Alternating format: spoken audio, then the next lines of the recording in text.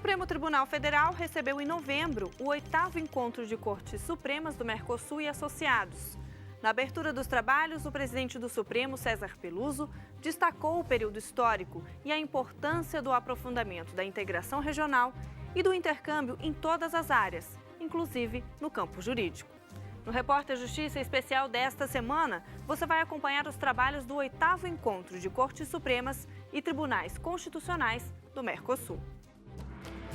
O Mercosul surgiu em 1991 com a finalidade de reduzir as tarifas alfandegárias e facilitar o comércio de bens entre os estados signatários do acordo. O bloco do Conesul é formado pela Argentina, Brasil, Paraguai e Uruguai, além dos associados Colômbia, Chile, Equador e Peru. A integração econômica foi ampliada aos serviços, tecnologias, trabalho e livre circulação de pessoas. Desde 2003, os poderes judiciários dos países do Mercosul e associados se encontram para debater a harmonização legislativa da área de livre comércio. Em novembro de 2010, ocorreu o 8º encontro no Supremo Tribunal Federal em Brasília. O encontro reuniu 9 representantes e membros das cortes da Argentina, do Chile, do Paraguai, do Uruguai, da Colômbia, do Equador e do Peru. O presidente do Supremo Tribunal Federal, ministro César Peluso, recebeu os parceiros do Bloco Sul-Americano numa cerimônia ocorrida no Salão Branco da Corte. Estas convocatorias son de la mayor importancia para la integración de nuestras naciones y, por supuesto, para el intercambio jurisprudencial de nuestros países. São agora iniciados os trabalhos do 8º Encontro de Cortes Supremas dos Estados partes do Mercosul e associados. Neste momento, ouviremos o excelentíssimo senhor ministro César Peluso. Este evento não poderia ocorrer em momento mais oportuno. No chamado ciclo longo da história, este ano de 2010 representa o início das comemorações do bicentenário das independências das ex-colônias espanholas e portuguesas na América. Em contraste com o passado não muito remoto, democracia e constitucionalismo representam atualmente os pilares fundamentais do sistema político em nossos países. As transformações do contexto jurídico e institucional da América do Sul podem ser atestadas em diversas dimensões. Encontros como este constituem exercícios práticos de direito comparado. Por exemplo, a análise das cartas sul-americanas revela uma nítida preferência por constituições analíticas, que estabelecem a um só tempo a ordem fundamental do Estado e um programa de ação para a consecução de objetivos que reconhece. Parece haver, desse modo, uma acentuada inclinação pelo modelo de constituição dirigente proposto por Canutilho. Trata-se, como se sabe, daquele tipo particular de texto constitucional que, além de estabelecer um estatuto organizatório, definidor de competências e regulador de processos no âmbito de determinado Estado nacional, atua também como uma espécie de estatuto político prescrevendo fins e objetivos para o Estado e a sociedade. Além de suas evidentes repercussões na doutrina e no plano normativo interno, o direito constitucional comparado representa instrumento valioso no campo das relações internacionais. A diplomacia pode ser definida como a construção de canais de diálogo entre os povos. Nesse contexto, o conhecimento das estruturas jurídicos políticas fundamentais, dos princípios e dos fins de um Estado deveria configurar elemento incontornável do cotidiano das chancelarias. Sensível a esta realidade, Peter Hebel descreveu a Constituição como um veículo de autorrepresentação próprio de todo um povo, espelho de seu legado cultural e fundamento de suas esperanças e desejos.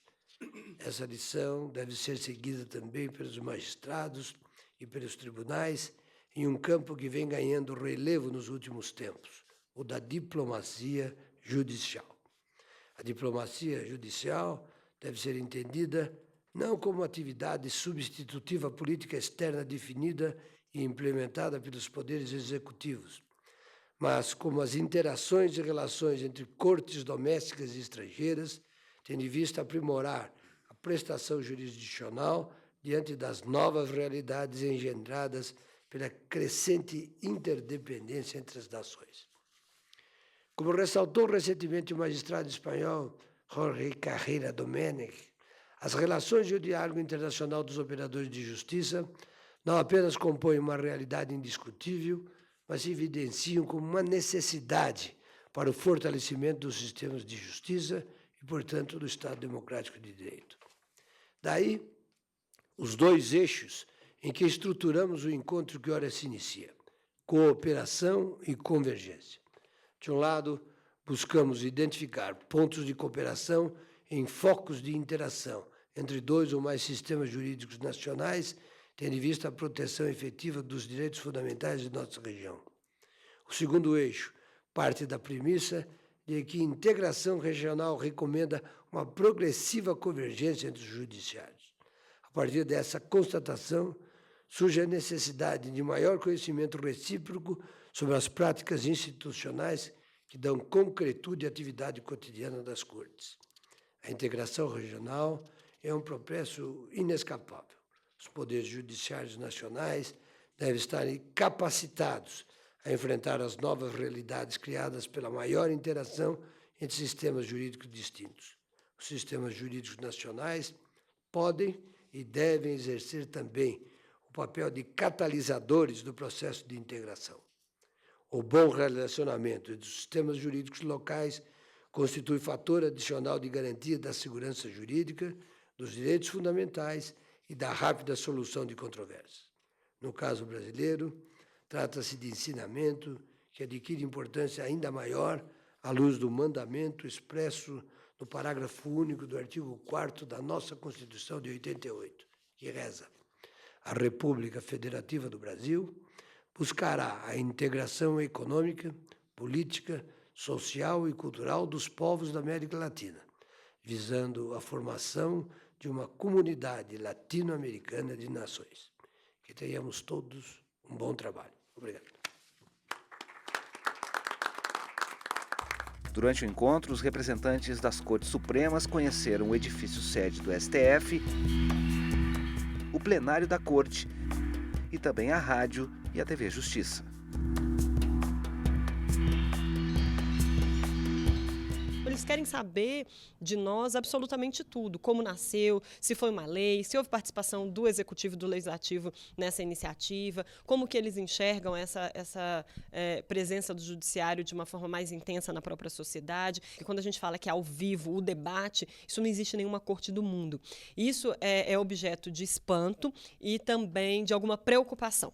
Essa exposição dos ministros, né, dos argumentos, de alguma forma, é discutida sob o âmbito da legitimidade da Corte. Será que a Corte perde legitimidade ao se expor tanto? Será que a Corte deveria, né, se resguardar um pouco mais?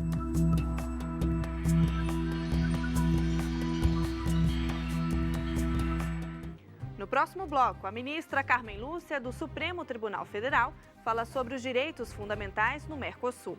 A gente volta em instantes.